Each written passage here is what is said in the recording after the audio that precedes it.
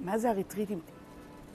זה מאוד קשה להגדיר את זה, משום שכאילו, אני לא יכולה כל כך לצפות את זה. אני לא יודעת בדיוק מה יהיה. זה כאילו כל פעם משהו קצת אחר.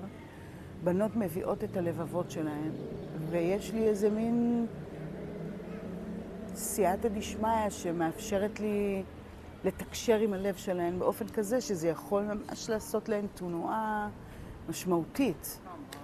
אבל זאת לא שיטה, אין לי פה שיטה, אני לא יודעת מה זה בכלל. ואני גם לא מטפלת. אני לא יודעת מה זה, אבל זה עובד נורא חזק. אני לא מרגישה שאני מגייסת, אני לא באזורים האלה בכלל. אבל גם כשאני חושבת על התרגיל, אז אני מרגישה שזה משהו שיורד לי. גם שהבנות מדברות, מה שאני שומעת, שאיתו אני עושה את הסשן, אני מרגישה שמישהו מכוון אותי. אבל זה לא, אני לא בקשר עם שום דבר, עם איזו אישות שמכוונת אותי, זה לא הקטע בכלל, ושלא... אבל יש שם איזה תדר כזה, וגם אני חושבת שמה שעובד שמאוד מאוד מאוד חזק, זה הביחד של הבנות. יש שם איזה מפגש שהוא מאוד מעורר אהבה, ומסתבר שזה הכי נצרך, וזה הכי לא קיים, או לא מספיק. זה עובד מאוד חזק, הן מרגישות את הביחד הזה, יש אהבה מאוד חזקה, היא נותנת המון כוח גם לעשות החלטות, לשנות כיוון. וגם אני חושבת שמה שעובד חזק זה שיש ללב, יש לו מחנה משותף מאוד רחב. הוא פשוט. וכשאתה עולה עליו, אז זה מדבר לכולן. אז כשאני עושה סשן עם אחת, השנייה היא בוכה בכלל. לפעמים מרגישה את זה יותר חזק מזו שאני עושה איתה את הסשן.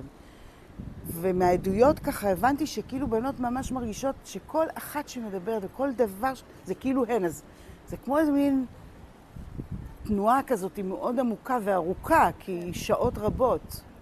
אבל יש באמצע אוכל מדהים שאורנה עושה, המדהימה, ויש נעימות מאוד, זה מאוד חזק.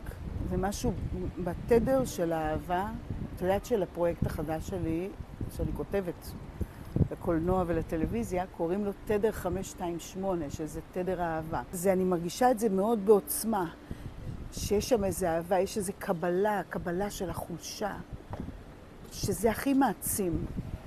לבוא להגיד למישהי, את מדהימה כשאת מצליחה, זה לא חוכמה, זה רק גורם לציפיות ואכזבות.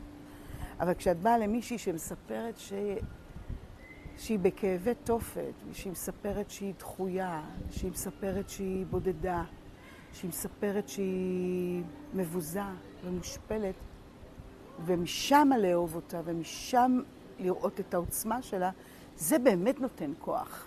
אני חושבת שזה מה שגם קורה במפגשים האלה. וזה גם מאוד קשור לחגים. זה לא רגיל. יש משהו במעגל שנה הזה, בזמנים, שהוא מאוד משמעותי. אנחנו עכשיו לפני חנוכה. חנוכה זה game changer. חנוכה זה game changer. זה זמן של... יורד אור שהוא לא אור רגיל, הוא לא יורד בשום רגע בשנה. הוא יורד, והוא יורד כל כך נמוך למקומות הכי נמוכים שלנו. והוא מאפשר לנו לעלות לאיזה מקום חדש לגמרי. שצריך להתכונן לזה, האור הזה לא יכול להיכנס בלי כלי. הוא כאילו נכנס גם בלי כלי, הוא יורד כזה נמוך. אבל אם יש לך כלי אתה יכול לנצל את זה יותר.